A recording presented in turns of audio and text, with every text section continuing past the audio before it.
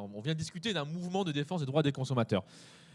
Qu'est-ce que ça serait pour toi, finalement, si on devait rentrer dans le sujet, que des droits pour les consommateurs? Qu'est-ce que ça veut dire? Est-ce que c'est juste des droits pour moi par rapport à ce que je mange? Est-ce que ça a une portée plus générale? De quoi on parle? Bonjour à tous, à toutes. Merci pour l'invitation.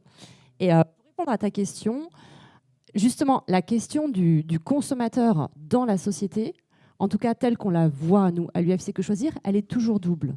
C'est-à-dire qu'il y a toujours un côté individuel. Je consomme, donc je cherche à avoir l'eau potable la meilleure, je cherche à avoir un rapport qualité-prix sur un objet intéressant, je cherche à avoir des produits durables. Mais il y a aussi, à travers mon acte individuel, un acte qui est général, qui est pour la société. Parce qu'en fait, le consommateur, il n'existe pas en dehors de la société de consommation. Et donc, nous, à chaque fois, à l'UFC Que Choisir, on agit sur les deux versants, c'est-à-dire qu'on est là pour protéger les droits du consommateur. Et c'est vraiment cette protection, elle émerge avec la société de consommation et avec l'idée que ce dogme qui était de dire que la consommation allait soutenir l'économie. Et donc nous, on s'est tout de suite dit à l'UFC Que Choisir, à l'époque j'y étais pas, hein, mais dans les années 50, ils se sont tout de suite dit, ok, si la consommation devient un pilier de l'économie, il faut absolument qu'il y ait quelqu'un qui soit du côté des consommateurs. Parce que sinon, on va courir vers une économie qui sera complètement désarticulée, sans aucune protection du consommateur. Donc déjà, le premier enjeu, c'était celui d'être un contre-pouvoir. Se dire, ok, vous voulez faire reposer l'économie sur la consommation, mais vous n'allez pas faire acheter n'importe quoi à n'importe qui. La création, elle est là, hein, au départ. C'était vraiment de dire, attendez, tout le monde va essayer de vous vendre un frigo. Nous, à l'UFC Que Choisir, on va vous dire lequel choisir. C'était ça, notre idée d'origine. Et puis, très rapidement, on a vu qu'on pouvait agir aussi sur la société de consommation. C'est qu'en orientant le consommateur et en lui permettant de faire des choix individuels, on agit pour la société. Et donc, c'est pour ça que nous, on défend les consommateurs, mais si on soutient la consommation, c'est uniquement la consommation responsable qui est respectueuse des enjeux environnementaux, sociétaux et sanitaires. Donc on a vraiment à chaque fois cette double prise en compte du consommateur individuel vers le collectif. Et ça se rejoint même dans nos actions. On a des actions qui vont être des actions collectives, mais qui vont permettre à des consommateurs individuels d'avoir un bénéfice. On fait des applications qui sont gratuites, type quel produit, pour aider les gens à choisir des produits. Mais l'idée, c'est aussi de choisir des produits qui vont être durables, qui vont être moins polluants, moins impactants pour la planète, etc. Donc voilà sur la prise en compte du consommateur dans la société de consommation. Alors, tu n'étais pas là, années 50, évidemment, on le sait. Mais tu es arrivé donc il y a 13 ans à l'UFC Que Choisir. Et tu avais un statut un peu spécial. Comment est-ce que tu t'es retrouvé dans cette organisation de défense des droits des consommateurs initialement? Oui, alors c'est vrai que c'est l'histoire de la stagiaire qui est devenue présidente, puisque moi je suis arrivée à l'UFC Que Choisir en tant que stagiaire. À l'époque, il y a 13 ans, j'étais élève avocate. Et quand on était élève avocate, il faut faire un stage en dehors d'un cabinet d'avocats, un stage qu'on peut faire en entreprise ou en association. Moi, évidemment, je ne voulais pas le faire en entreprise, je voulais le faire en association. Et donc, l'UFC Que Choisir, c'est aussi 140 associations locales réparties partout sur le territoire. Et donc, à côté de chez moi, à Paris à l'époque, il y avait une association qui cherchait une stagiaire. Et donc, c'est comme ça, c'est vraiment comme ça. Après, je connaissais l'UFC Que Choisir de nom, j'en avais entendu parler dans les médias, je savais qu'il y avait une revue. Mais voilà. Et donc, ça m'a vraiment intéressée. Et pendant 6 mois, j'ai eu l'opportunité de faire du traitement des litiges. Et c'est-à-dire que pendant 6 mois, j'aidais les consommateurs pour qu'ils trouvent une solution, pour les accompagner, parce qu'il y a plein de petits litiges de la consommation qui sont des litiges de la vie quotidienne. Je dis petits parce que souvent, l'enjeu financier n'est pas très important, même si je pense qu'on aura l'occasion d'en parler. Il y a des enjeux de consommation qui sont très importants parfois. Mais c'est surtout des litiges que moi, j'ai découverts en association et je sais que je ne les aurais pas vus en cabinet d'avocat. Et de toute façon, maintenant que j'exerce, je ne les vois pas en cabinet d'avocat. Parce que personne ne va voir un avocat, parce que son opérateur téléphonique lui a prélevé 55 € de trop. Enfin, je veux dire, voilà. Mais n'empêche que c'est une atteinte au droit. Le consommateur, ses droits n'ont pas été respectés. Et j'ai trouvé vraiment très intéressant, et c'est pour ça que je suis restée à l'UFC Que Choisir, à l'association locale de Paris-Ouest, à l'époque. Je suis restée parce que j'avais l'opportunité de faire du traitement des litiges, d'être dans cette action de contre-pouvoir, de rétablissement de l'équilibre du côté du consommateur. Et puis, en restant à l'association, j'ai découvert toute la structure, j'ai découvert la Fédé, puisqu'en fait, on est une fédération d'associations. Et donc, j'ai gravi les échelons jusqu'à devenir présidente il y a à peu près 14 mois. Donc vous voyez l'histoire des stagiaires qui prennent le pouvoir, effectivement, ça peut exister, et parfois pour le meilleur, c'est pas que Gabriel Attal. Alors, sur le fonctionnement même de l'association, là on voit bien les enjeux, c'est-à-dire le traitement aussi, le traitement de différents types de litiges, le respect des droits des personnes, mais concrètement comment ça marche? C'est quoi les modes d'action, comment vous menez cette lutte au quotidien pour faire respecter nos prérogatives? La première façon d'agir, pour nous, ça va être l'information. Ça, je pense qu'on a vraiment informé, conseillé, défendre, c'est vraiment notre triptyque. Et sur l'information, ça va passer par différents canaux. L'information, c'est accueil litige, on accueille des gens, on leur dit leurs droits. On fait des plaquettes, on fait aussi des mallettes conso. Alors ça, c'est intéressant. On a développé des mallettes pédagogiques qu'on utilise un peu partout, hein, les associations locales les utilisent. Et alors, par exemple, ces mallettes-là, elles sont thématiques. Ça va être sur le bien manger, ça va être sur les arnaques, c'est vraiment sur l'électricité, l'énergie, on a vraiment de tout. Et ces mallettes, on les présente dans certains comités d'entreprise qui nous ont contactés. Alors, c'est des syndicats qui nous ont contactés en disant moi, ça m'intéresserait de faire quelque chose. On les fait aussi parfois dans des maisons qui vont être des maisons, notamment à Lille, à Arras. On a des gros contacts avec des personnes qui sont en situation de handicap auditif. Donc, on le fait en langage des signes. On a différents publics. L'idée, c'est informer les gens, être présent et les aider. On a aussi notre application qu'elle produit. Voilà, nous, on est sur ce type de support. Ça, c'est l'information. Mais après, on a aussi tout un domaine d'utilité pour le consommateur et un rôle à jouer auprès de celui qui fait la norme. Parce que de toute façon, le consommateur n'est pas responsable de la société de consommation qu'il a.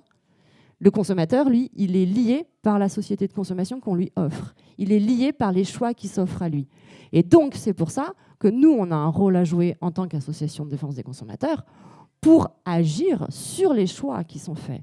Et donc ça va passer par notamment des actions où on va alerter aussi bien le public que un petit peu, on va dire, le législateur.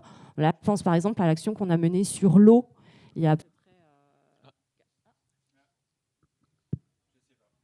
Je peux parler... Ah si, c'est bon.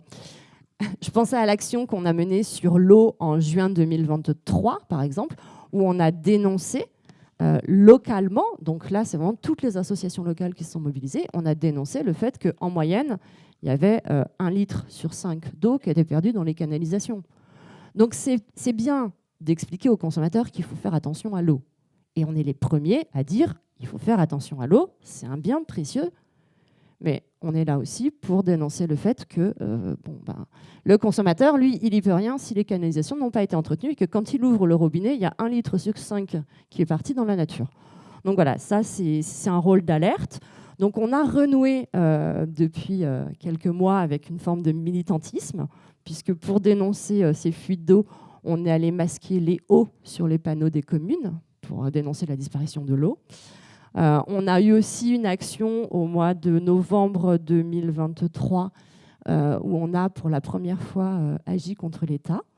Et on a déposé un recours devant le Conseil d'État pour inaction en matière de fracture sanitaire, puisque là, les chiffres sont édifiants. Il y a trop de gens qui n'ont pas accès à une médecine proche et à prix raisonnable, qui ne soit pas hors convention notamment. Donc là, on a agi en justice et localement, on s'est aussi mobilisé devant les ARS, les CPAM, différents lieux comme ça symboliques. Donc ça, c'est un autre type d'action qui va être vraiment de l'alerte, du plaidoyer derrière. On va aller discuter sur des réformes qui seraient opportunes. Et puis, dernier élément, on essaye aussi, pour faire modifier l'offre, on agit directement contre les professionnels. Et ça va passer un peu par la dénonce. souvent, on va être plutôt dans une logique où on va mettre en avant les bons produits. Si vous êtes familier avec Test, par exemple, c'est ce qu'on fait. Et puis, on va vraiment dénoncer les produits les plus catastrophiques. Et puis, c'est agir en justice. Et là, pour agir en justice, on a l'action collective. Enfin, on a différents modes. Et donc, l'action collective, enfin, action de groupe, qui est quelque chose d'assez récent. Voilà. Alors, avant l'action de groupe, en fait, peut-être pour expliquer à tout le monde ce qu'est une action de groupe. Alors, justement, avant l'action de groupe, on pouvait agir. Là, maintenant, depuis 2014, loi Hamon, action de groupe. L'action de groupe, c'est quoi? En fait, l'action de groupe, c'est pas une nouvelle action au sens juridique de la responsabilité. Je m'explique. L'action de groupe, c'est juste permettre à des consommateurs de bénéficier d'une décision de justice dans laquelle ils n'étaient pas à l'origine partie. Pour faire un procès, il faut toujours que les personnes concernées soient dans le procès. D'accord ? Vous allez agir, vous, contre votre opérateur téléphonique, contre votre fournisseur d'accès à Internet, etc. Et même si vous avez une décision de justice, votre voisin, il ne peut pas se prévaloir de cette décision pour avoir les mêmes droits. Si votre voisin il a eu le même litige, il faut que lui aussi fasse un procès. Et puis vous multipliez ça à l'échelle d'une ville, par exemple, et bien vous allez avoir 50 000 personnes qui ont eu le préjudice, 50 000 procès. Donc c'est une difficulté, et c'est une difficulté qui était patente. Si on prend l'exemple des DVD regravables, il y a eu une époque, l'outil d'information c'était le DVD, et donc il y avait des DVD qui étaient regravables. Et puis en fait, les fabricants avaient manipulé, on va dire, le logiciel, ce qui fait que certaines choses ne pouvaient pas être regravées, ou c'était limité sur le nombre de regravages. L'autorité de la concurrence a été saisie, elle a considéré qu'effectivement, c'était une atteinte. Il n'y a pas eu d'indemnisation du consommateur. Pourquoi il n'y a pas eu d'indemnisation du consommateur? Parce que le préjudice estimé, il était à 1 €. Vous imaginez, alors il y avait plus de 40 000 DVD comme ça qui avaient été vendus, hein, peut-être même 500 000. Hein. Mais vous imaginez les gens, un par un, aller dans un cabinet d'avocats avec leur ticket de caisse pour aller demander 1 €. Enfin, je veux dire, c'est pas possible. Donc, vu que tout ça, là, ça, c'est pas possible, on a demandé et on a obtenu de haute lutte l'action de groupe. L'action de groupe, c'est quoi? C'est une action du coup, qui va être menée par une association de consommateurs. Bon, il y a des conditions, après on en discutera si vous voulez, mais l'idée, c'est l'association, elle prend, la loi dit 2 cas. Nous, à chaque fois, on en prend bien plus que 2. Mais elle prend quelques cas qui illustrent la situation. Elle va devant le juge et elle parle juste de ces, on va dire, 3, 4, 5 cas. Et elle montre au juge que c'est répétitif. Elle montre au juge que potentiellement, il y a 5 000, 10 000, 12 000, 25 000 personnes qui sont concernées. Et le juge va rendre une décision qui est une décision dans laquelle il va dire que le professionnel doit indemniser tous les consommateurs qui ont subi ce préjudice. Il ne parle pas des 5 pour lesquels on a fait la procédure. Et après cette décision qui reconnaît la responsabilité, il va y avoir une procédure qu'on appelle en droit l'opt-in à retardement, qui est la phase durant laquelle tous les consommateurs qui sont dans cette situation se manifestent et viennent demander que leurs droits soient réparés, indemnisés, etc. Donc, sur le fond, on ne change pas la responsabilité du professionnel. La responsabilité reste la même. On change juste la façon dont on peut collectivement agir pour faire une seule procédure qui va bénéficier à tout le monde. Et ça, on a dû attendre 2014. Et on peut vous dire que c'est pas facile d'obtenir des décisions de justice favorables aux consommateurs.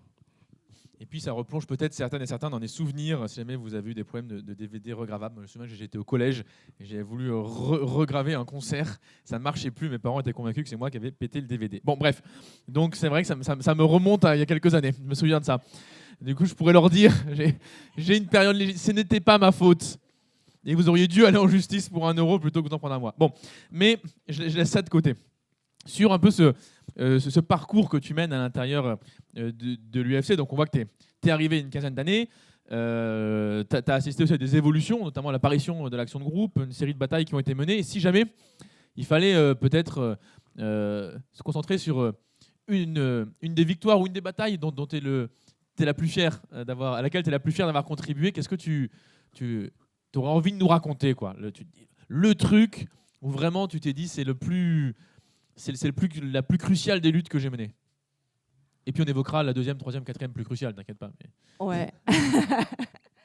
Ben, j'ai envie de dire, moi, bon, je suis présidente depuis 14-15 mois, hein, donc le temps judiciaire est long, donc j'aurais du mal à me targuer d'être à l'origine de belles décisions de justice. Mais le premier point sur lequel je suis fière du réseau, je suis fière de ce qu'on a fait, c'est vraiment les actions qu'on a menées sur l'eau et la fracture sanitaire.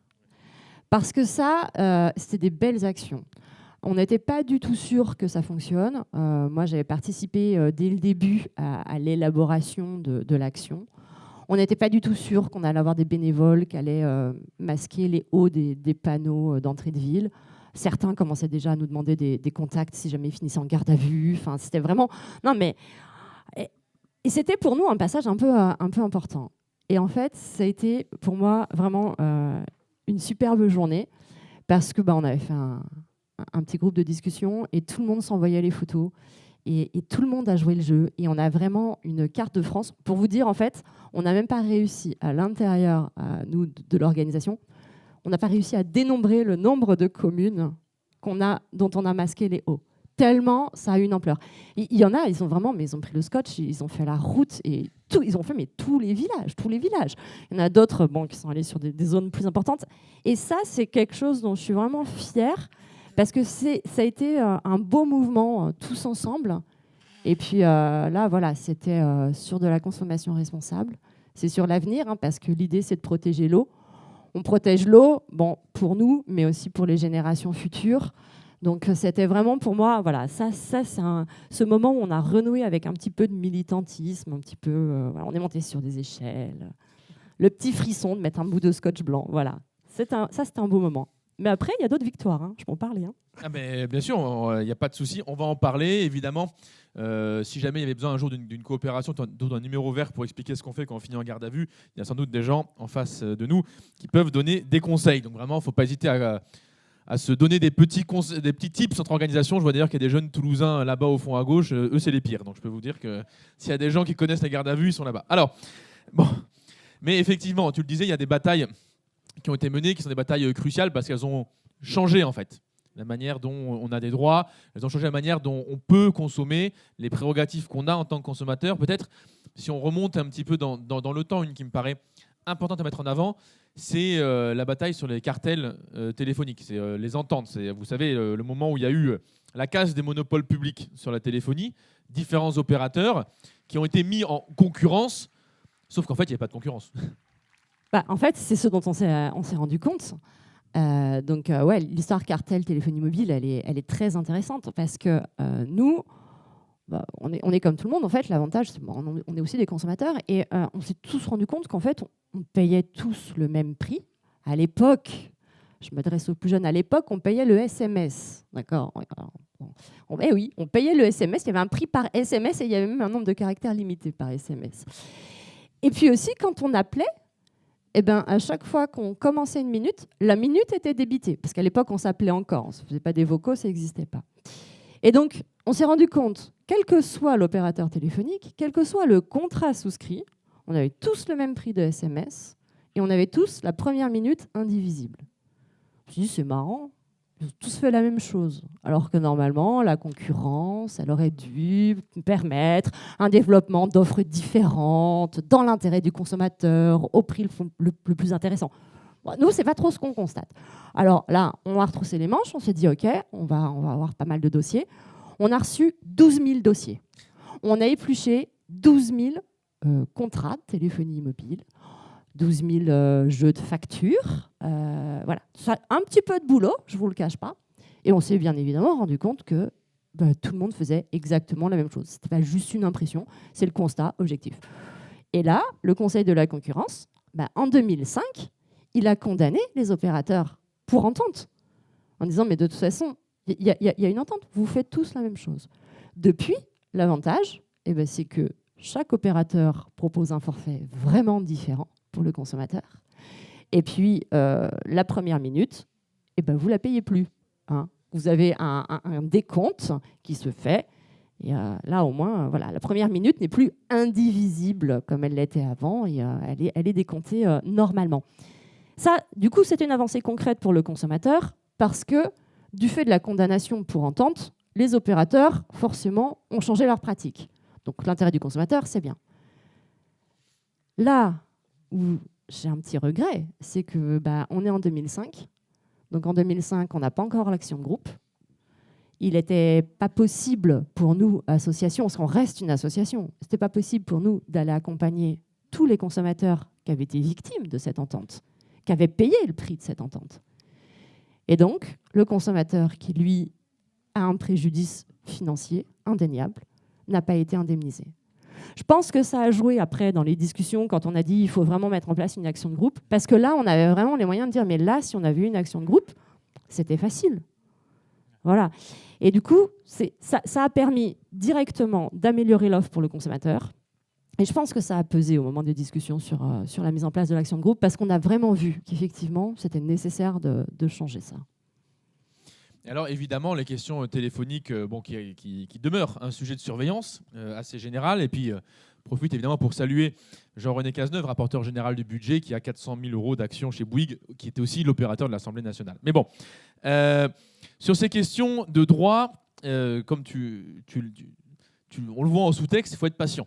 C'est-à-dire, à chaque fois, tu me dis, il y a un problème en 2000-2001, et puis alors du coup, on a une décision en 2005. Bon, donc il faut s'armer de patience. C'est peut-être un des cas où la patience a été mise le plus à rude épreuve, c'est l'affaire Helvétimo, qui a duré plus de 10 ans. Alors, est-ce que tu peux revenir sur cette histoire assez incroyable quasiment d'opérations spéculatives sur le dos de clients? Ouais, alors l'affaire Helvétimo, elle est hyper intéressante. Elle a débuté effectivement, je pense que les premières plaintes des consommateurs, elles remontent à novembre 2011, janvier-février 2012. Donc, elle est juste, je vous spoil la fin, la décision définitive, elle a été rendue en décembre 2023. Voilà. Ça vous donne une idée. Eh ouais, quand on dit aux gens le temps judiciaire, il est long. Eh ouais, le temps judiciaire, il est long. On est sur une décennie. Donc là, il faut en avoir. Il faut avoir la patience et il faut avoir les moyens. Donc Helvétimo, pour vous expliquer rapidement, c'était un prêt qui était commercialisé par la BNP Paribas. Et ce prêt était indexé sur le swap du taux de change franc-suisse-euro. Donc en fait, vous empruntiez en euros, parce que vous êtes en France, mais c'est indexé sur un taux de change d'une monnaie étrangère. Et on vous dit, il n'y a pas de problème, de toute façon, le franc suisse est hyper stable, vous risquez rien. C'était très souvent des gens en plus qui faisaient une opération d'investissement immobilier. Souvent, c'était indexé à ça, mais bon, ce n'était pas non plus forcément lié. Et puis nous, on a vu les consommateurs arriver au bout de à peu près 3 ans, venir nous voir en disant, alors en fait, j'ai un petit souci, c'est que moi, j'ai emprunté, et là, j'ai un capital restendu qui est plus important. Alors que je rembourse depuis 3 ans. Alors on a dit aux gens, non, vous n'avez pas dû bien comprendre, montrez-moi. Et là, on a découvert le truc. On s'est dit, mais c'est quoi votre emprunt? Et on le lisait et on n'y comprenait rien. Et on s'est dit, mais c'est pas possible. Résultat des courses, oui, effectivement, le juge a considéré que c'était une offre qui était complètement illisible, qui n'était pas du tout dans l'intérêt du consommateur, que les risques avaient complètement été masqués parce qu'on dit le franc suisse, vous inquiétez pas, c'est hyper stable. Sauf qu'en fait, le calcul du taux de change, parce que du coup, le taux d'intérêt changeait tout le temps. Enfin bon, c'était une catastrophe. On a obtenu gain de cause et là, ça y est, elle a été condamnée. Les consommateurs, emprunteurs ont été indemnisés. C'est terminé. Il a fallu 10, 12 ans de procédure. Il faut avoir la patience, il faut avoir les moyens. Et encore, moi, je suis présidente d'une association de consommateurs. Moi, je me dis, oh, j'aimerais bien avoir la décision, ça traîne. Mais moi, je me mets à la place du consommateur emprunteur qui, lui, durant tout ce temps, est en train de se dire, est-ce qu'on va me saisir ma maison? Qu'est-ce que je vais devenir? Où en est mon litige? Moi, j'ai pas ces enjeux personnels qui sont vraiment des enjeux. Ça pourrit la vie de certaines personnes. Après, sur Helvétimo, ça a été très très long. Et là où ça a été un petit peu décevant, c'est qu'on voit bien qu'il y a une difficulté pour le juge à prendre en considération l'intérêt collectif du consommateur. Le juge, il n'a pas de problème pour protéger la concurrence. Il protège la concurrence. La concurrence, c'est une notion qui a été dégagée au niveau économique. Quand il y a une atteinte à la concurrence, c'est sanctionné. On considère que c'est une atteinte au marché, etc. Par contre, l'intérêt collectif du consommateur, on a beaucoup plus de mal à le faire reconnaître. Parce que, on nous dit que c'est une notion floue. C'est pas plus flou que la concurrence. C'est une notion, effectivement, on ne peut pas toucher l'intérêt collectif du consommateur du doigt. Mais ce n'est pas parce que ça reste théorique et abstrait que ça n'existe pas. Enfin, voilà. Et là, sur Helvet Immo, on a une première décision de justice qui reconnaît que l'UFC Que Choisir, elle a travaillé dans l'intérêt des consommateurs, elle les a accompagnés, elle a travaillé à faire changer la loi. Parce que, ouais, parallèlement, 10 ans de procédure, on a eu le temps d'aller faire un petit peu de plaidoyer et de faire changer la loi et de dire, bon, tout ce qui est emprunt en euros en France pour des personnes qui sont salariées ou retraitées en France, ça ne doit plus être indexé sur une monnaie étrangère. C'est trop dangereux. Donc, on a fait changer la loi. Et ça, le juge le reconnaît. Et il nous octroie, première instance, préjudice, intérêt collectif du consommateur, 1 million d'euros. Nous, à l'association, on n'avait jamais vu ça. On s'est dit, c'est la première fois qu'on prend en compte l'intérêt collectif des consommateurs à cette hauteur. Et du coup, tu t'es acheté une très belle voiture. C'est ça, si j'ai bien suivi. On avait dit qu'on n'en parlait pas de ça, par contre. Bon. Évidemment. Et donc, on a cette condamnation. Et on se dit, voilà, l'intérêt collectif du consommateur, il est pris en compte. Il faut savoir que cet emprunt, il y a plus de 4000 emprunteurs. Donc, pour ça, c'était aussi du travail. On n'était pas la seule association, d'ailleurs. Il faut aussi le dire. Il y a tellement de boulot que là, pour le coup, il y avait d'autres associations qui étaient avec nous. En appel, on a le juge qui retient les mêmes motifs, qui dit... L'association UFC Que Choisir, elle a travaillé, ça a fait du boulot, elle a protégé les consommateurs, elle a fait changer la loi. Bon, le nombre d'emprunteurs lésés, il reste le même, évidemment. Et là, l'indemnité, elle est réduite et on est passé à 100 000 euros. La question, ce n'est pas tant celle de l'argent, c'est surtout celle du symbole. C'est de dire qu'en fait, comment on peut avoir une mesure de 1 à 10 sur une appréciation de l'intérêt collectif du consommateur ? Il y a un moment, soit on reconnaît le consommateur comme étant un citoyen à part entière, comme étant une catégorie. Le législateur, il n'a pas de mal à considérer que le consommateur, c'est une catégorie de citoyens. Il a un code, le code de la consommation. Il a des droits qui sont particuliers d'ailleurs, parce que forcément, il doit être un petit peu protégé face aux industriels, face aux contrats d'adhésion qu'il ne peut pas négocier, etc. Mais par contre, l'intérêt collectif du consommateur, ça, c'est une notion... qui n'a pas vraiment été protégé. Donc c'est pour ça, c'est un dossier qui est intéressant aussi, Helvet Immo, parce que du coup, ça montre ça. Ça montre le temps judiciaire un peu long, et puis cette appréciation de l'intérêt collectif du consommateur qui passe de 1 à 10. Et puis d'autant plus que moi je trouve toujours intéressant de comparer les codes. C'est-à-dire, comme tu le dis, il y a un code de la consommation qui reconnaît qu'il y a un intérêt individuel du consommateur, mais on a plein d'autres codes. Je pense au code de la sécurité sociale lorsque vous êtes usager des institutions de droit social, je pense au code du travail, qui tous reconnaissent qu'il y a aussi des intérêts collectifs. Et le consommateur est une des rares figures qui n'est pas censé avoir un intérêt collectif, là où le travailleur et travailleuse, c'est-à-dire indépendant ou salarié, là où l'usager de la sécurité sociale, etc., eux, ont des intérêts collectifs. Donc on est vraiment en retard sur ce code-là. Vraiment, la prégnance du marché, elle est particulière. Et alors, pour poser un peu tous ces enjeux, moi, je vous encourage à aller voir parfois sur Twitter, parce que c'est souvent là que vont des gens extrêmement énervés. Si vous mettez le mot-clé facture sur Twitter, vous avez toujours 50 personnes qui sont au bout de leur vie, qui ragent absolument, qui insultent tous les grands monopoles privés. Donc c'est très intéressant qu'on prépare ce type d'échange. Et alors, moi, ce que j'ai le plus vu ces derniers temps, j'étais voir un peu mi-août. Alors je voyais, par exemple, il y en a un que je vais vous lire parce qu'il était assez marrant. Enfin, marrant. La personne a eu gain de cause après. C'est-à-dire que vous avez les gens... Ils hurlent sur les réseaux sociaux, à raison, et du coup, les grands monopoles derrière viennent, service consommateur-client. En fait, pardon, on a oublié de vous répondre au téléphone depuis 2 mois, maintenant qu'on voit votre tweet, on arrive. Alors, il y en avait un, par exemple, qui disait, qui parlait d'une grande chaîne de télé, depuis des mois, des années, cette chaîne profite lâchement de mes grands-parents âgés de 90 et 92 ans. En novembre 2018, ils payaient 60 €. C'est passé à 80 € en avril 2022. Là, c'est passé à 110 €, puis 121 € depuis mai 2023. Ce qui est dingue, c'est que jamais les grands-parents n'ont signé ou validé des renouvellements de contrats de tels tarifs. En fait, on leur a mis des options supplémentaires sans jamais les avertir. Donc vous avez le cas pour des chaînes de télé, vous avez le cas également pour l'ASFAM, qui était un régime de souscription forcée Fnac Darty, où vous preniez des options d'assurance multimédia qui ne vous servaient à rien, mais que vous payez sans forcément y avoir consenti. Est-ce que ça, typiquement, moi j'ai le sentiment que c'est un des fronts qui est très important parce que énormément d'entreprises privées font ça. Alors, malheureusement, depuis qu'on a des contrats à renouvellement tacite sur des produits qu'on ne maîtrise pas forcément, hein, parce que forcément, ok, on a un contrat avec notre fournisseur de téléphonie mobile. Mais en vrai, on n'a pas regardé dans le détail ce à quoi ils s'engageaient, ce à quoi nous, on était engagés, etc. Non, on regarde le prix, on regarde la consommation et on se dit, bon, ok, j'ai besoin de tel volume de données, j'ai besoin de tel nombre de SMS, tant d'heures d'appel, tant d'heures de surf sur Internet, et puis voilà. Et ça c'est un vrai problème. Alors, en association locale, on arrive à avoir des bons résultats aussi quand on écrit à ces professionnels pour leur dire, dis donc, on a regardé, vous n'aviez pas vraiment prévenu le client là, de l'augmentation du tarif.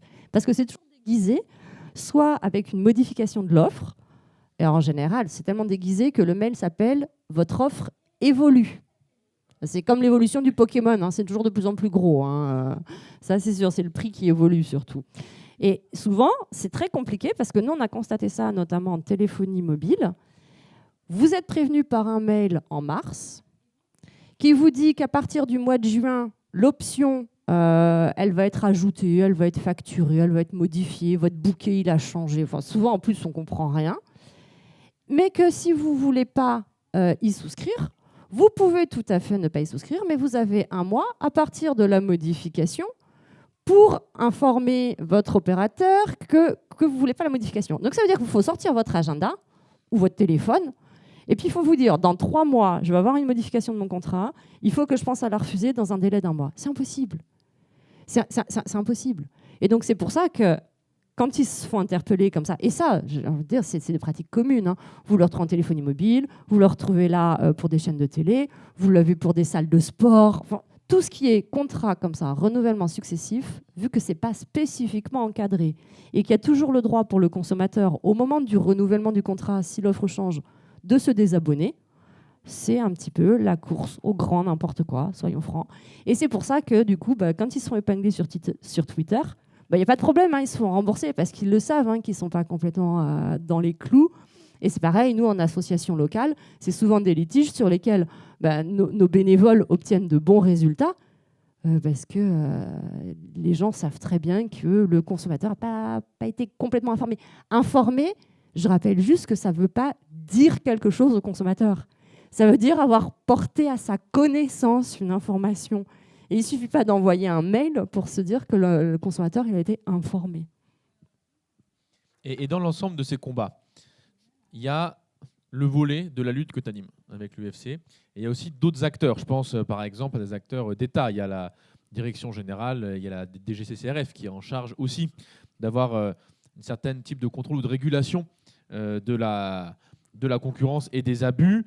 Comment ça se passe un peu pour vous, les rapports avec les organismes d'État? Est-ce qu'il y a une coopération qui est facile? Est-ce qu'ils ont les moyens en fait, de bosser avec vous parfois? Comment ça marche? Je vais parler typiquement de la DGCCRF, qui est le premier auquel on parle, la Direction générale de la consommation, répression des fraudes. On l'appelle les fraudes ou la DGCCRF, ça va plus vite. Donc nous, oui, effectivement, on a des contacts rapprochés avec la DGCCRF, ne serait-ce que parce qu'on va être un peu sur les mêmes combats quand on va dénoncer des pratiques commerciales trompeuses, notamment. On est vraiment sur les mêmes champs d'action. Le regret qu'on a, c'est que vraiment, à la DGCCRF, on le voit bien, les effectifs ont baissé. Mais alors, quand tu dis qu'ils ont baissé, c'est que je crois que le chiffre, il est entre 20 et 30% de non-renouvellement. Donc, alors que dans le même temps, la société de consommation, elle n'a jamais été plus étendue. Parce que par rapport à il y a 20 ans, maintenant, vous avez des acteurs qui n'existaient pas. Je veux dire, une place de marché, c'est quelque chose qui n'existait pas il y a 20 ans. Et les gens oublient. Les gens oublient que les sites Internet, je vais tous les citer, comme ça, j'aurai pas de problème. Vous tapez Fnac, vous tapez Darty, vous tapez Leroy Merlin, vous tapez La Redoute, vous tapez Amazon, ce sont des places de marché, ce ne sont pas des vendeurs. Et donc, en tant que place de marché, ils n'ont pas de responsabilité sur les produits vendus. Alors, ils vont avoir une responsabilité, évidemment, parce qu'on ne peut pas vendre n'importe quoi, mais ce n'est pas la même. Alors qu'il y a 20 ans, quand vous étiez avec un interlocuteur, La Redoute, c'était La Redoute, point. La Redoute, elle ne vendait pas les affaires de quelqu'un d'autre. Et pareil, je veux dire, vous alliez au supermarché, c'était là. Donc la société de consommation, ce que je veux dire par là, c'est que la société de consommation, elle a hyper évolué, elle s'est intensifiée, elle s'est compliquée, je pense aussi. Et pendant ce temps-là, DGCCRF, qui est quand même un petit peu le gendarme, bah, eux, ils ont baissé les effectifs. Donc ils ont clairement un manque de moyens humains et financiers qui fait qu'ils sont obligés de choisir un petit peu leur combat. Après, localement, au niveau local, c'est les DDPP, Direction départementale de protection de la population, ou protection des personnes. Les DDPP collaborent avec nos associations locales, puisque nous, on a vraiment des associations locales dans tous les départements, vu qu'on en a 140 des AL. Et là, localement, on a vraiment des DDPP qui travaillent avec les associations pour dire, là, on va avoir une action, il va y avoir... Donc vraiment, il y a des choses qui sont coordonnées, notamment, et c'est là où...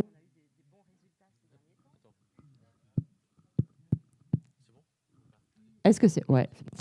Et on a eu des bons résultats aussi que je peux citer là, notamment sur tout ce qui va être travaux de rénovation énergétique et artisans, on va dire magouilleurs, hein, parce que je n'ai pas le droit de dire plus, mais autant vous dire que nous, non, on a eu des dossiers, c'était atroce. Les artisans, bon, c'était des commerciaux déjà, ce pas des artisans, ils avaient des listes, ils avaient des groupes, ils échangeaient entre eux, ils insultaient vraiment les clients. Et ils avaient créé des taxes. Et en fait, quand le client était trop crédule, ils le refacturaient. Ils faisaient d'autres factures. Et ils appelaient ça la taxe pigeon. Non, mais ça vous donne une idée de l'ignominie des personnages, quand même. Bon, bah ça, c'est des dossiers. Et donc, le problème, c'est que ça, c'est des gens qui vont être arnaqués. Mais c'est quoi aussi derrière ? Ben derrière, c'est aussi tous les voisins, tous les gens qui se disent il serait temps que je fasse moi aussi des travaux de rénovation énergétique parce que j'en ai marre d'avoir 27 degrés dans la chambre l'été et 17,5 l'hiver, que l'électricité et le gaz, ça coûte de plus en plus cher et que de toute façon, il faut aller vers plus de sobriété. Mais les gens, ils n'osent même plus faire de travaux parce que la seule chose dont ils entendent parler, ce sont ces arnaques, ces arnaques, ces arnaques, ces arnaques. Et donc là, c'est vrai qu'il y a les DDPP qui ont frappé fort et il y a les juges qui ont frappé fort aussi, puisqu'on a eu plusieurs décisions qui sont tombées. Les associations locales se sont constituées, et nationales d'ailleurs, pour l'intérêt collectif du consommateur. Et là, ça a été reconnu comme étant une atteinte à l'intérêt collectif du consommateur. Et surtout, ce sont des gens qui ont été lourdement condamnés. Donc là, il y a un effet dissuasif qui va peut-être permettre d'assainir le marché et d'avoir des bons interlocuteurs. Donc là, voilà, on a un bon mode de fonctionnement avec la DGCCRF via les DDPP. Bah oui, allez-y là.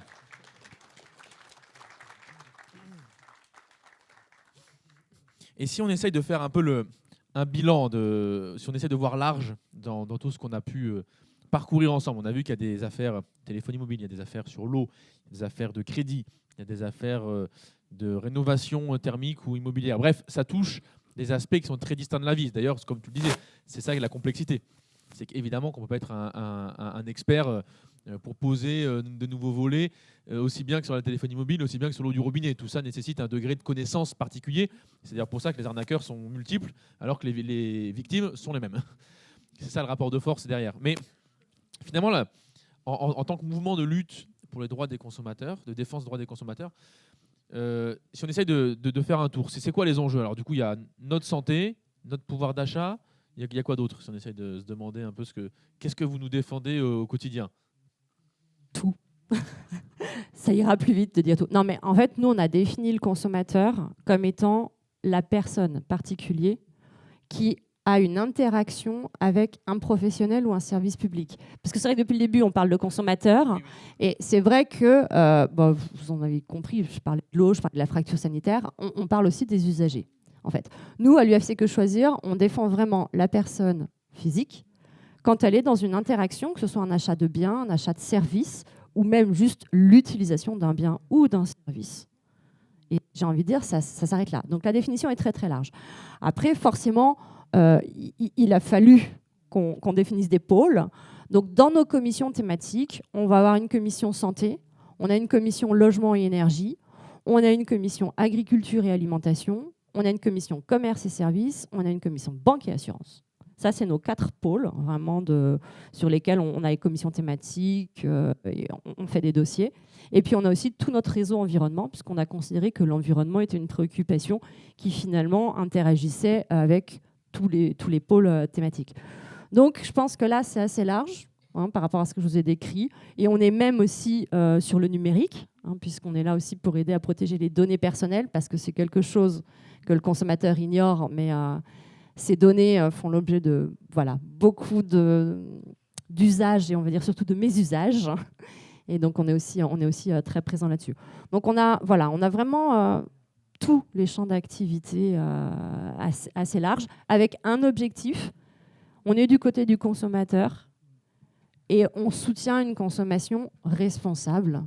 Donc vraiment, l'idée, on n'est pas là pour défendre la consommation, on est là pour défendre les consommateurs et permettre d'évoluer sur la société de consommation.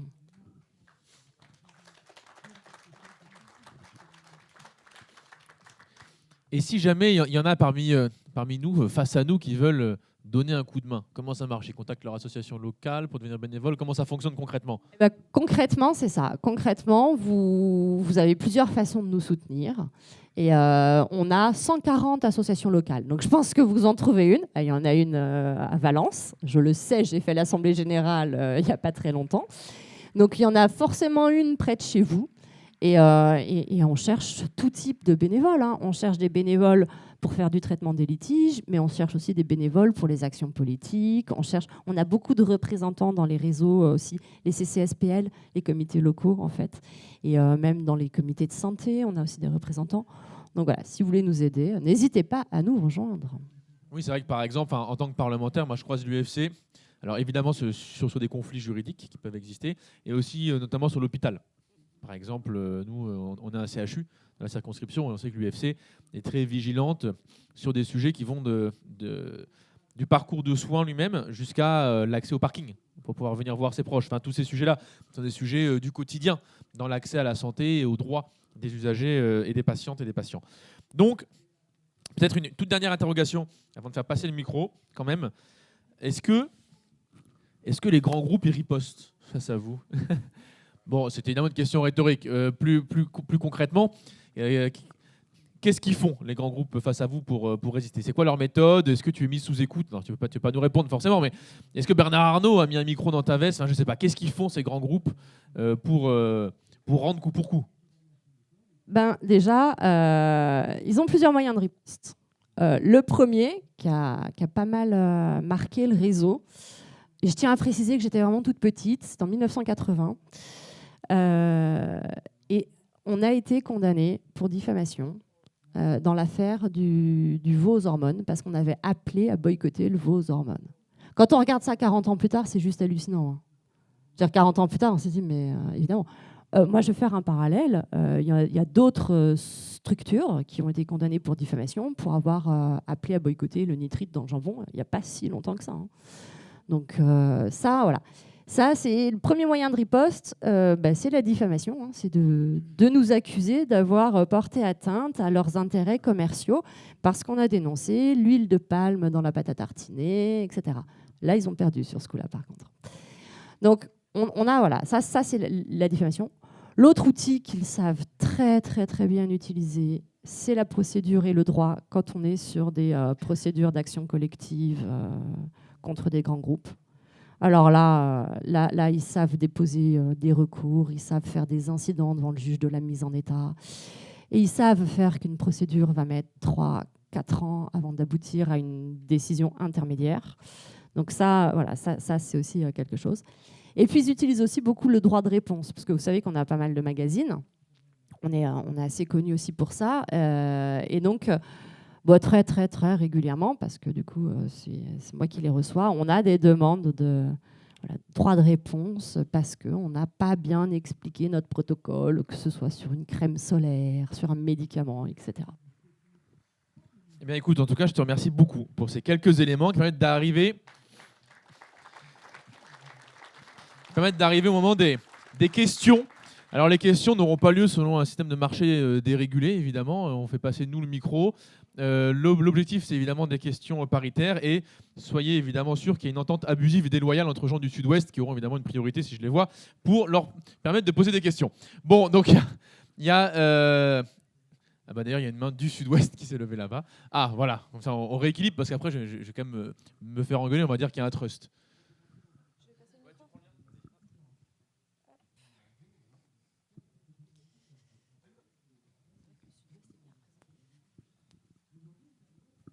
Merci. Bon, déjà, merci beaucoup. C'est très intéressant. Je ne savais pas que l'UFC Que Choisir était aussi, une association aussi intéressante sur cette question. Donc, vous avez beaucoup parlé de se battre pour un peu, quelque part, la question des prix. Parce que, quelque part, il y a des volontés de artificiellement faire gonfler les prix par les grands groupes.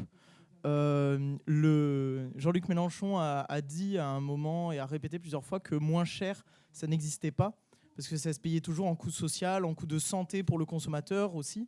Est-ce que l'UFC Que Choisir se bat aussi sur ces questions écologiques, sociales, etc., pour dénoncer les prix parfois prohibitifs, mais qu'on ne voit pas forcément à ce niveau-là? Merci.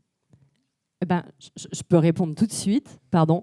En fait, c'est vraiment quelque chose... Déjà, je suis contente de vous avoir fait découvrir l'UFC Que Choisir, parce que ça fait toujours plaisir. À l'UFC Que Choisir, on ne s'est jamais battu pour le prix le plus bas. Jamais. Ça ne fait pas du tout partie, en fait, de nos combats. Nous, et c'est vraiment... c'est dans la définition que j'ai fait adopter quand je suis arrivée, c'est accessible au prix le plus juste. Alors, pour les plus anciens, on ne dit pas le juste prix, parce qu'à chaque fois, on a un jingle qui vient en tête. Donc, hop, on a perdu l'audience. Mais nous, on se bat toujours pour le prix juste, en réalité. Pas le prix le plus bas, parce que le prix le plus bas, vous l'avez très très bien dit, en fait, il a un autre coût. Il va avoir un coût écologique, il va avoir un coût social. Et ça, ce n'est pas la société de consommation qu'on va soutenir. Hein. Donc c'est pour ça qu'on se bat, par exemple, à l'UFC Que Choisir, pour que l'Observatoire de la formation des prix analyse beaucoup plus de produits, parce qu'il n'y en a que 43 à l'heure actuelle, et que nous, on est très très favorable, par exemple, à une transparence de la construction des prix. On serait très très intéressé que le consommateur, quand il prend sa boîte de céréales ou quand il prend son jus de fruits, il ait une idée très concrète de qui a perçu quoi. Parce qu'on a des prix qui montent. Je vais prendre l'exemple, la rentrée scolaire de l'an dernier, pas de cette année, l'an dernier, plus 10%, plus 34% sur la copie. Des prix hallucinants. Et on nous dit c'est la matière première, c'est la matière première. Bon, d'accord. Cette année, ça a baissé. Bah, on ne voit pas les prix avoir baissé dans la même mesure.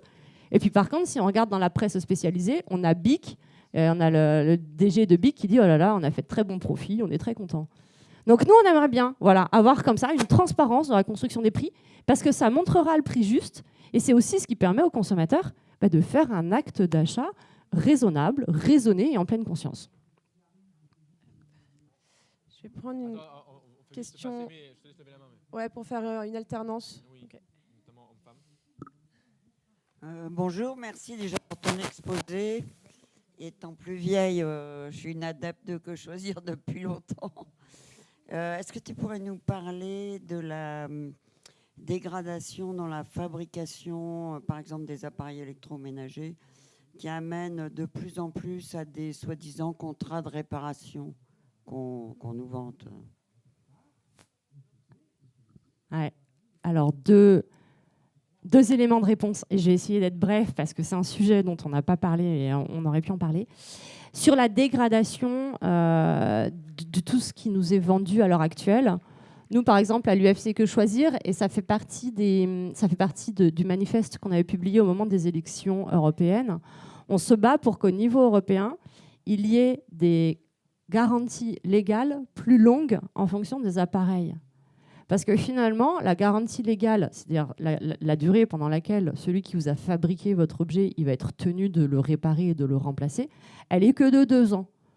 Et selon l'objet que vous avez acheté, ce n'est pas du tout logique de se dire que ça ne va avoir que 2 ans de durée de vie. Donc nous, déjà, ça c'est le premier combat qu'on va avoir, c'est d'augmenter la durée légale de garantie, parce que ça va les forcer, du coup, les industriels, à fabriquer des choses qui vont durer un petit peu plus longtemps. Après, ils s'arrangeront toujours pour que ça tombe en panne 1 mois et demi après la fin de la garantie. Mais si la garantie, elle dure 5 ans, 7 ans, ce sera toujours mieux pour la planète.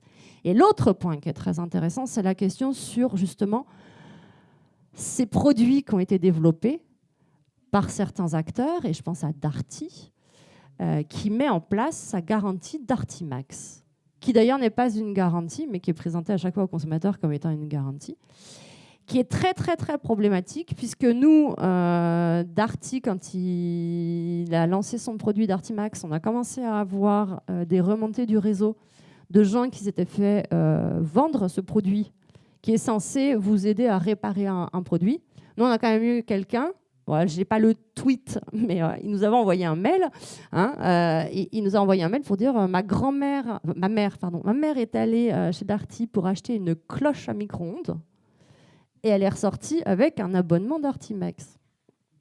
C'est assez original parce que la cloche à micro-ondes ne fait pas partie des objets qui vont être réparés dans le cadre de la garantie Darty-Max.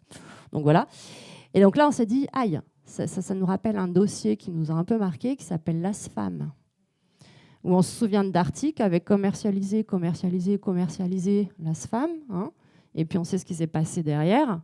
Les gens ont payé, les gens ont trop payé, les gens n'ont jamais récupéré leur argent et la liquidation judiciaire a été prononcée. Donc les gens ne récupéreront pas leur argent.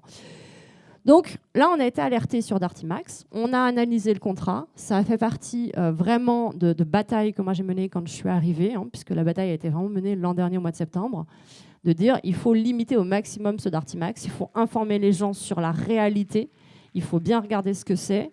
Et nous, on s'est battus, notamment pour que ce ne soit pas pris en charge dans le cadre du bonus réparation. Parce que là, on s'est dit que c'est bon, c'est l'État qui allait financer le Darty-Max. C'était un peu pas l'idée, on va dire. Oui, bonjour. Comme beaucoup de gens à LFI, je suis un vieux marxiste. Et donc, on travaille très bien et on connaît très bien l'exploitation du travailleur par le capitaliste. Mais je trouve qu'on ne prend pas assez en compte le fait que le capitaliste, il exploite aussi le consommateur, soit en lui vendant des choses dont il n'a pas besoin, soit simplement en les vendant trop cher. Et donc, c'est la deuxième face du profit du capitaliste, c'est le consommateur, qui se trouve être le même que le travailleur d'ailleurs. Mais cette analyse de l'exploitation des consommateurs, je trouve que sur le plan théorique et sur le plan politique, on n'en tient pas assez compte. Ouais, non, mais c'est intéressant comme remarque. Nous, c'est vrai qu'on s'est construit comme étant plutôt les mains dans le cambouis, j'allais dire, et à vraiment accompagner sur du litige, accompagner sur des combats. On n'a pas cette réflexion comme ça de hauteur, mais c'est vrai que c'est une remarque qui est intéressante. Non, juste pour donner un truc, parce qu'on avait une discussion à des amphis, je crois, il y a 3 ans. C'est pour ça que ça me fait rebondir. Je t'invite, il y a un intellectuel proche de nous qui travaille là-dessus, c'est Guillaume Tiffon, qui bosse sur l'exploitation de consommateurs. Parce qu'en fait, notamment, comme à l'Assemblée, quand il coupe le micro. Le volet exploitation.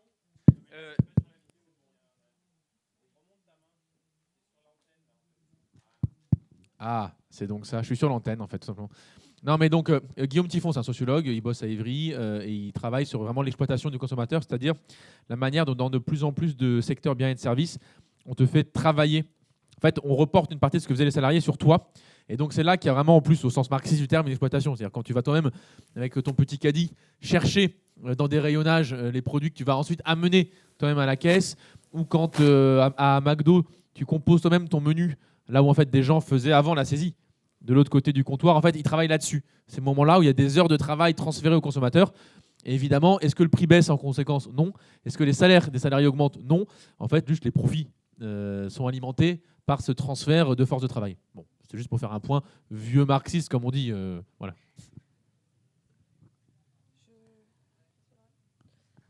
Bonjour. J'avais 2 questions en une par rapport... J'avais 2 questions en une par rapport à la thématique des réseaux sociaux et de tout ce qui se fait, tout ce qui a pu se développer comme offre et comme manière agressive, voire carrément border, de vendre à des consommateurs via les influenceurs et de manière générale via les réseaux sociaux. Il y avait un premier exemple qui m'était venu en tête par rapport, quand vous parliez des procès en diffamation. Il n'y a pas longtemps, par exemple, il y avait des influenceurs qui avaient parlé qui avaient fait la promotion d'outils de cuisine en inox et qui s'étaient pris des menaces de procès de la part de Tefal parce qu'ils avaient mal parlé du téflon et des revêtements anti-adhésifs notamment. Je voulais savoir déjà si, par exemple, ce genre d'organisation qui peut se faire autour de ces sujets ou de communautés d'influenceurs. C'est des choses dont vous pouviez envisager de vous autosaisir, par exemple, vu qu'il y a potentiellement déjà des consommateurs rassemblés autour de quelqu'un avec une possibilité d'entamer peut-être une action. Voilà, c'est pour savoir quel regard vous aviez là-dessus. Et en deuxième, ce que vous aviez un peu comme réflexion, si vous aviez suivi ou été sollicité par rapport à tout ce qu'on a entendu sur les influx voleurs, mais de manière générale, tout ce qui était campagne agressive, les offres promotionnelles agressives qui sont vendues via les influenceurs, justement. Est-ce qu'il y a des personnes qui vous ont saisi pour des éventuels, s'ils se sont fait un peu avoir via certaines offres vendues par des influenceurs. Voilà. Alors, on n'a pas directement été saisi par des consommateurs qui auraient été victimes d'influenceurs. Je pense que c'est parce que typiquement, ça ne va pas être une cible sur laquelle on est identifié comme étant un acteur potentiel pour agir à ses côtés. C'est bien dommage et ça me permet d'avoir l'occasion de dire que si, on peut aussi faire ça, l'UFC Que Choisir. Et après, de façon générale, nous, ce que l'on prône, c'est un encadrement de toutes les mesures publicitaires. Tout ce qu'on dit sur les influenceurs à l'heure actuelle et sur le fait qu'il y ait de la publicité, etc., c'est qu'on part du principe que ce qui existe sur Internet ne serait pas régi par les mêmes règles que ce qui existe dans la vie réelle. C'est faux. Je veux dire, on a quand même un système juridique qui est magnifique. Moi, je suis juriste, donc forcément, j'aime le droit, mais on a un système juridique qui est très bien fait et on a des règles qui ont été créées, pour certaines en 1804 et qui arrivent encore à s'appliquer maintenant en 2024. Parce que c'est notre système d'avoir une règle interprétée. Il n'y avait pas d'obstacle à dire ce qui se passe sur Instagram, ça ne va pas être régi par les mêmes règles. En fait, c'est faux. Et le bas blesse à ce niveau-là. Et c'est pour ça aussi qu'il y a quand même eu des belles réactions, et je pense des bonnes réactions. Maintenant, tout ce qui va être collaboration commerciale est indiqué, et même indiqué très clairement, ce qui permet aux consommateurs d'être quand même un peu plus alertés sur ce qu'ils voient. Et après, régulièrement, quand on voit passer des petites publicités ou des choses qui nous paraissent un petit peu bizarres, nous, on a un gros rôle d'alerte avec des réseaux anti-arnaque, des choses comme ça, où on dit attention, en ce moment, c'est la mode de vous vendre ça, n'y allez pas, c'est de la cochonnerie. Voilà, on résume.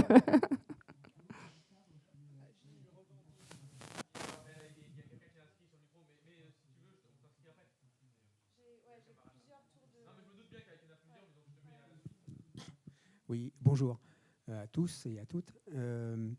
D'abord, merci pour votre travail, parce que on se rend compte en vous entendant le travail quotidien et extrêmement important qui est fait tous les jours par vous-même et vos collaborateurs, vos collègues.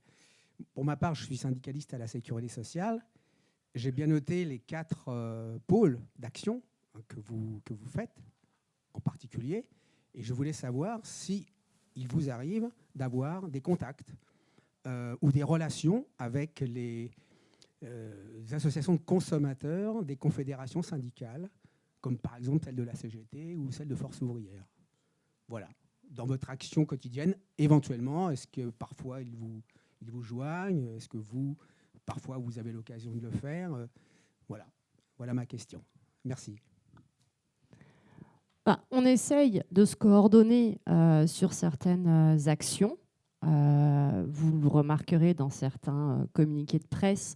On est parfois plusieurs associations parce que on croit au fait qu'ensemble on est plus fort, tout simplement. Et on peut avoir des combats sur lesquels effectivement plusieurs associations et parfois même des associations qui sont même plus des associations de consommateurs, peuvent avoir aussi un intérêt à nous rejoindre.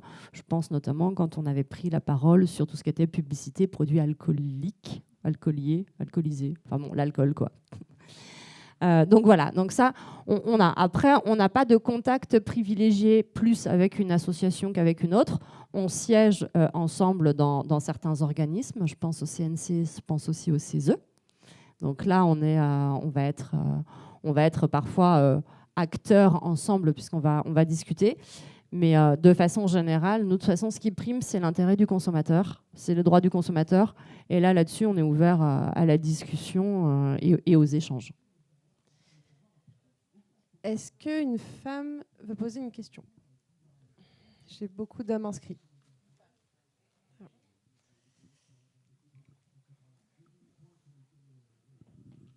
Bonjour. Est-ce que vous avez entendu parler, ou alors est-ce que je me suis trompée, que Monsanto et Bayer ont gagné quelque chose récemment, un procès, je ne sais pas quoi d'ailleurs. Oui, j'en ai entendu parler. On n'a pas encore eu le temps de réagir parce que je vous avoue que c'est un peu l'été et que du coup, les équipes sont aussi en vacances. Donc, je ne pourrais pas forcément développer le point parce que je n'ai pas plus d'informations que celles que vous avez pu avoir. Donc, voilà, ma réaction ne serait pas forcément plus pertinente que votre propre réflexion. Parce que voilà, c'est les vacances aussi pour nos chargés de mission. Bonjour. Tout à l'heure, on parlait des prix et j'aimerais parler des plateformes de diffusion vidéo. Il y a quelques années, Netflix a tout cassé en présentant une offre pas chère où il y avait tout dessus, globalement. Aujourd'hui, je ne les cite pas tous, mais Netflix, Disney, Amazon Prime, Paramount+, HBO, Canal, même si on cumule toutes ces offres avec la Freebox Ultra plus des abonnements, on va dire qu'il n'y a toujours pas la garantie d'avoir le film ou la série qu'on a envie de voir. Et est-ce que certaines assos, par exemple l'UFC, se battent pour permettre à tous de visionner ce qu'on a envie de voir, ou est-ce qu'on laisse simplement les géants s'auto-détruire dans leur multitude d'offres qui font qu'au bout d'un moment, forcément, on ne peut plus payer, c'est plus possible? Alors la question est intéressante, ça rejoint une réflexion qu'on a eue avec notamment le service juridique, qui est la suivante, c'est qu'en fait, nous, ce qu'on a constaté, c'est que ces dernières années, il y a une énorme évolution vers l'économie de l'usage, mais pas dans le bon sens du terme. C'est-à-dire qu'on a dit aux gens, ça ne sert à rien de posséder pour posséder. Et typiquement, le taille-haie, si vous vous en servez 2 fois par an, empruntez-le à votre voisin, allez le louer à la journée, mais n'achetez pas un taille-haie. Et donc, toute cette logique-là, que nous, on appelait économie de l'usage, c'est-à-dire user et utiliser plus que posséder, ça a été évidemment repris par la société de consommation. Et donc maintenant, vous parlez des films, moi je pourrais vous parler de la musique aussi. Maintenant, en fait, plus personne ne possède de DVD. Alors, je ne parle même pas des cassettes, parce que là, même moi, je les ai à peine connues. Donc. Mais voilà, on ne vous incite plus à acheter un DVD parce que vous avez aimé le film. On vous incite à vous abonner à une chaîne. Et puis, si vous voulez regarder certains films de cette chaîne, vous allez en plus payer. Parce que moi, c'est ce que j'ai découvert, parce que je suis comme tout le monde. Voilà, j'ai fini par m'abonner. Et alors, en plus, les films que je voulais voir, il fallait que je repaye derrière. Il y a eu un moment, je me dis, c'est bon, on va résilier l'abonnement, en fait, parce que je ne veux pas payer 2 fois, puis je vais aller acheter le DVD, et puis je le regarderai une fois, et puis tant pis. Donc voilà, ça rejoint vraiment une réflexion qu'on a à l'heure actuelle sur l'économie de l'usage qui s'est développée, et où maintenant, on vous propose non plus d'acheter un vélo, mais de le louer. Alors, si vous en servez tous les jours, il n'y a pas d'intérêt. Il y a la même chose pour la voiture, il y a la même chose pour l'ameublement, il y a la même chose pour l'électroménager. Et en gros, on est en train de transformer et on est en train de faire une société dans laquelle plus personne ne possédera rien, y compris les objets dont on se sert quotidiennement, ce qui comporte un risque à notre sens, puisque le jour où vous ne pouvez plus payer, vous êtes dépossédé de tout.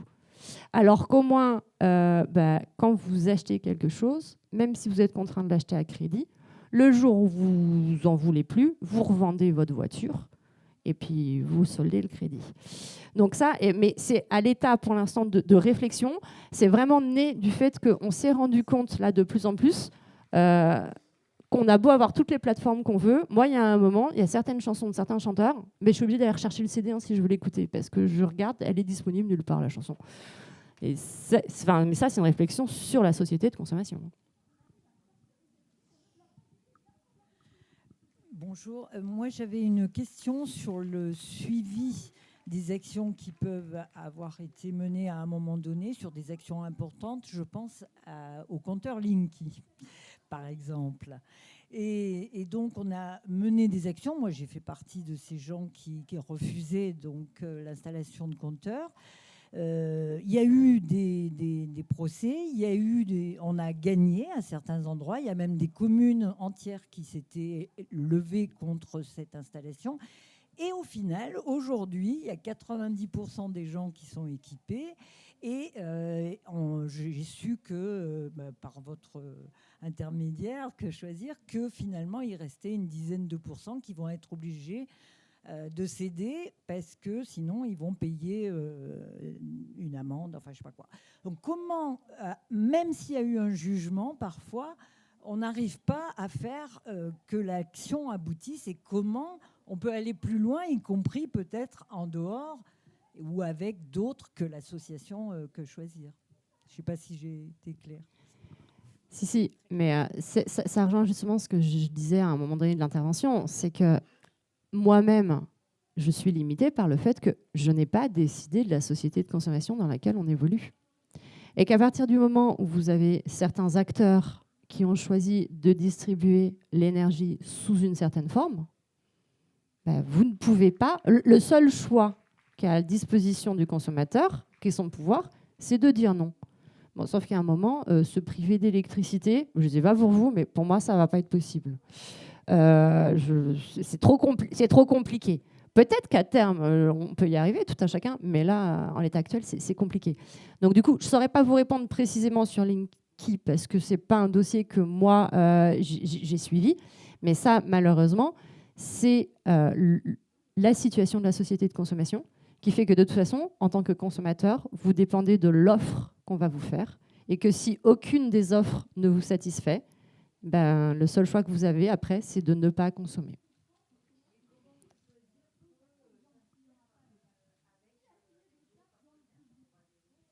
Ben, justement, un de nos moyens d'action, ce serait d'aller négocier, d'aller plaider, d'aller inciter à ce qu'il y ait une modification de cette offre.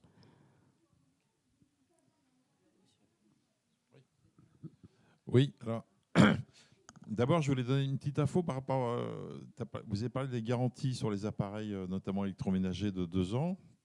Alors, moi, j'ai travaillé longtemps dans un grand magasin parisien. Et en fait, il faut savoir que si vous achetez une télé, par exemple, le vendeur télé a une commission pour vous vendre une garantie 5 ans. Or, en général, c'est des produits qui ne sont jamais en panne au bout de 5 ans. Donc, en fait, voilà. Et comme ils ont une commission, ils sont largement incités à vous la vendre, donc ils insistent. Etc. Donc ça, c'est juste une petite info. Après, moi, je suis très sensible à un truc qui me choque un peu, c'est dans les banques. Enfin, tu en as parlé un peu tout à l'heure, Adrien. Bon, avant, par exemple, moi, je suis depuis pas mal de temps à la Caisse d'épargne. Avant, il y avait 3 guichets dans les agences. Maintenant, il y a un guichet. C'est-à-dire qu'on a divisé par 3, en fait. Et en plus, la personne qui est au guichet, elle est aussi conseillère. Elle est aussi... comment ça s'appelle ? Elle est aussi standardiste. Et en plus, il y a certaines agences. Moi, maintenant, j'habite à Dieppe depuis 5 ans. On a une agence à Dieppe, par exemple, que vous avez l'accueil que le matin. Ils ont supprimé l'après-midi. Et vous faites de plus en plus de choses. C'est-à-dire que les chèques, maintenant, moi, j'ai connu l'époque où vous donniez le chèque. C'était la personne au guichet qui faisait le chèque. Maintenant, vous le mettez dans la machine. En plus, ils ont perfectionné la machine pour le faire. Vous avez l'application bancaire où vous faites vos virements, vous faites tout. Et en fait, comme vous dites, c'est du travail dissimulé, en fait. Mais on n'est pas rémunéré pour ce travail-là. Et les frais, ce que je sache, n'ont pas vraiment baissé. Et donc, les banques, en fait... et je ne pense pas qu'ils ont augmenté les salaires non plus d'une façon conséquente. Donc, tout ça, je pense qu'il y a vraiment une réflexion à avoir sur tout ça. Comment l'usager, puisqu'on est usager de la banque, on est obligé d'avoir un compte en banque aujourd'hui, je ne sais pas comment on peut faire. Ça me semble compliqué d'être autrement. Voilà. Moi, de vivre dans une grotte, Larzac, je ne sais pas où. Voilà, ça, c'est un sujet qui me préoccupe beaucoup. Et je trouve ça intéressant à creuser cette chose-là. Et la dernière chose, je voulais juste poser une question sur... moi, quand j'habitais à Paris, à un moment, j'étais à côté de l'Institut national de la consommation. Et je voudrais savoir, je n'ai jamais réussi vraiment à savoir ce que c'est exactement et quel est le lien que vous avez avec l'INC. Ça s'appelle l'INC, c'est ça ? Voilà. Alors, je vais commencer par la dernière question. L'INC, c'est l'Institut national de la consommation. C'est donc un établissement public rattaché à l'État et qui s'occupe de la publication aussi du magazine auquel va être attaché 60 millions de consommateurs.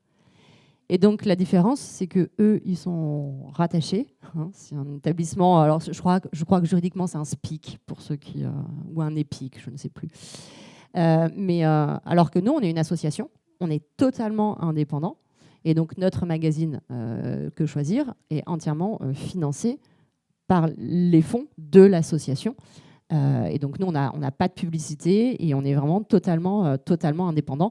Ce qui fait que si vous regardez dans le contenu, l'INC, ils vont avoir de l'information du consommateur, là où nous, on va avoir de l'information, mais aussi de l'alerte et aussi de la dénonce. Il n'y a pas de dénonce au sein de l'INC, ils n'ont pas cette mission-là. Il n'y a pas non plus dans le magazine, ça va rester sur du test, mais ça ne va pas être comme nous, on a des dossiers avec, par exemple, des enquêtes. Pour le coup, on est allé regarder ce qui s'est passé sur le tunnel Lyon-Turin, on est allé regarder ce qui se passait sur les forêts qui sont plantées en ce moment. Enfin, voilà. Donc ce travail-là d'investigation et de dénonce, ça n'est pas du tout dans les missions. Donc voilà pour la différence. Et nous, on est une association totalement indépendante. Alors après, on n'a pas de moment où on va travailler en fait ensemble, parce que là où on va travailler avec d'autres associations comme celles qu'on pu être citées tout à l'heure, c'est quand on va avoir des combats politiques. Mais l'INC et 60 millions de consommateurs, par définition, n'ont pas de combat politique en fait. Ils ont juste un rôle d'information. Donc eux, ils ont jamais, enfin voilà, ils sont pas avec nous sur des demandes, ils sont pas avec nous sur du plaidoyer ou ce genre d'intervention. Ça, c'est pour répondre à votre question. Et pour compléter votre réflexion qui a été faite sur justement le fait qu'en tant que consommateur, maintenant, je fais le boulot du banquier quand je crée sur mon application un nouveau bénéficiaire pour un virement. Nous, là où ça nous préoccupe énormément à l'UFC Que Choisir, c'est que parallèlement à ça, les informations, le devoir d'information et de conseil du banquier n'a pas été renforcé. Et il y a quelque chose sur lequel on lutte ardemment, qui est l'arnaque au faux RIB. Et il faut savoir, et j'en profite, je le dis, quand vous créez un bénéficiaire sur votre application téléphonique, la banque n'a pas l'obligation de vérifier que le nom que vous avez rempli correspond bien au nom du titulaire du compte. Eh oui. Et donc ça a permis de développer une arnaque qui était que les gens surveillaient les boîtes mail et ils ont piraté comme ça des boîtes mail très importantes et ils remplaçaient leur RIB et en fait l'arnaqueur mettait son RIB, mais il gommait le nom et il mettait le nom de la victime, enfin pas de la victime, mais du créancier de la victime. Et ça a permis de se développer. Et donc ça c'est un problème. Et pour nous, ça, c'est typiquement un problème de droit du consommateur. C'est que, OK, le consommateur, on va lui demander de créer le bénéficiaire. Pourquoi pas? Mais dans ces cas-là, au moins, informez-le que quand il fait ce job-là, vous vérifiez pas derrière. Parce qu'à l'époque où on allait créer un bénéficiaire en allant au guichet, en présentant un RIB, là, la personne du guichet, elle regardait le RIB. Et si elle voyait que c'était un peu gommé ou que ça avait l'air trafiqué, c'était sa responsabilité qui était engagée. Et c'est ça aussi, c'est que corrélativement, si on a une demande d'intervention du consommateur qui doit être de plus en plus acteur des produits, mais à côté, pas d'obligation d'information, on a un problème parce qu'il engage lui-même du coup sa propre responsabilité. Et c'est ce qui se passe sur ces litiges-là d'arnaque au faux RIB. On lui dit, mais c'est vous qui avez rempli, hein. C'est vous qui avez rempli, c'est vous qui avez mis. Nous, on n'a pas l'obligation de vérifier le nom. On prend encore, tu me dis, 2 questions? Oui, allez. Bonjour. Alors, je viens vous parler vos hormones, justement, pour... voilà. Je voulais savoir justement comment on est face à des multinationales, multi-étatiques, comment en fait faire pour se renforcer et avoir, si vous prenez aussi d'autres associations d'autres pays. Je sais que par exemple pour Yuka, quand ils ont eu le problème avec le jambon, en fait, j'avais trouvé des informations parce qu'eux, ils avaient été condamnés aussi en disant que les études qu'ils avaient données n'étaient qu'en anglais. Donc, j'ai trouvé des études en français, je leur ai donné. Ça a permis d'étayer le dossier. Et je voulais savoir justement comment prendre en compte tous ces produits qui sont ultra transformés et qui abîment selon les pays plus ou moins. C'est-à-dire que là, en Angleterre, la génération qui me suit a perdu entre 6 et 8 cm. C'est-à-dire on va avoir une scission en fait, entre les pauvres qui mangent des produits transformés, qui vont devenir plus petits et plus gros, et ceux qui mangent bio et qui vont devenir plus grands et plus fins. Voilà, donc comment arriver à avoir des études multinationales pour avoir justement combattre ces multinationales? Alors déjà, à l'UFC Que Choisir, on fait partie d'un réseau, le BUC. On est membre fondateur, en fait. Et le BUC, c'est la coordination de toutes les associations européennes de défense des consommateurs. Donc, on coordonne certaines actions avec le BUC et du coup avec nos homologues sur l'ensemble de l'Europe. On a beaucoup d'études sur lesquelles on se repose et qui sont faites au niveau, pas forcément international, mais surtout au niveau européen. Et tout notre combat, par exemple, sur le Nutri-Score, il est vraiment européen, parce que là, on s'est battu pour le Nutri-Score au niveau européen, sur la base d'études qui sont européennes. Donc, on voit bien qu'il y a quand même là une coordination un peu des forces en présence. Et après, pour répondre plus concrètement sur comment on fait pour lutter contre cette alimentation ultra transformée qui n'est pas très bonne pour la santé, nous, par exemple, on a plusieurs publications. On a le Que Choisir mensuel et puis on a des numéros spéciaux thématiques. On en a fait un sur l'alimentation et où on a comparé le prix et la composition de tous les plats qui pouvaient être communément mangés. Donc, on a pris du hachis parmentier. On est allé acheter tous les hachis parmentiers qu'on a trouvés, qui étaient fabriqués, même du surgelé. On ne les a pas goûtés. Hein. On les a juste comparés. On a comparé combien ça coûtait, ce que ça comportait. Et puis après, on a proposé la recette. En disant, voilà, si vous voulez faire votre propre hachis parmentier, comment vous pouvez le faire, ce que ça compose. Et on l'a fait. Et c'est vraiment c'est un numéro où on a tout ce que manger. Hachis parmentier, gratin dauphinois, salade de fruits. Enfin, on a tout fait. Donc ça, c'est un des moyens. Nous, c'est ça, c'est notre information. Bonjour. Moi, j'avais 2 questions. La première, c'était est-ce que vous aussi, vous avez des craintes de perdre votre agrément pour porter les dossiers collectifs aux tribunaux, comme Anticor ou d'autres assos qui ont perdu leurs droits? Et ma deuxième question, c'était est-ce que vous allez développer le fait de créer des coopératives d'achat comme d'autres assos peuvent faire pour l'énergie ou pour Internet? C'est vous d'ailleurs qui faites pour l'énergie. Mais il y a peut-être d'autres trucs à faire. Moi, je trouve que ça serait un bon compromis entre la propriété d'objets et la location. Alors, jusqu'à ce que vous me posiez la question, je n'avais pas peur de perdre l'agrément d'agir en justice. Mais maintenant que je me dis que certains se posent la question, peut-être que votre idée sera entendue, je ne l'espère pas. Non, on est la première association de défense des consommateurs, historiquement et en nombre. Pour l'instant, ce serait compliqué quand même de nous retirer notre agrément à agir en justice, sachant que nous, on a un filet de sécurité. C'est que l'UFC Que Choisir, en tant que fédération, a l'agrément à agir en justice. Mais on a aussi une grande partie de nos associations locales qui a l'agrément pour agir en justice.